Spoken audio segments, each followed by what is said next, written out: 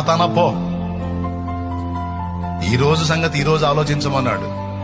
రేపటి గురించి విచారించొద్దని చెప్పాడు యేసయ్య. రేపటి గురించి విచారించొద్దని నా ప్రభు చెబితే నేను విచారిస్తే ఆయన మాట మీరి పాపం చేసిన దాన్ని పాపం చేసిన అవుతా కదా. కాబట్టి రేపటి గురించి నేను ఆలోచించనని తోసేయండి. ఎందుకంటే నువ్వు ఆలోచించావనుకో దేవుడు ఆలోచించడం మానేస్తాడు.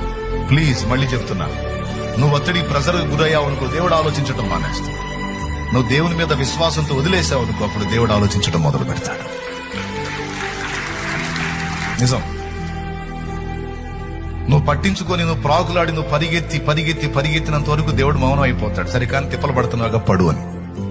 నా వల్ల కాదు నాయన, నీ చేతికి అప్పచెప్తున్నాను ప్రభా, నీకు ప్రార్థన చేసి నీ వైపు చూడటం తప్ప నా చేత ఏమీ కావట్లేదు అని నువ్వు అప్పచెప్పినట్లయితే అప్పుడు దేవుడు ఎలా జోక్యం చేసుకుంటాడో అన్ని ఒక కొలిక్కి ఎలా వస్తాయో అప్పుడు నువ్వే చూస్తావు నీ కళ్ళారా. ఎందుకంటే ఇవన్నీ నేను అనుభవించి చెప్తున్నాను.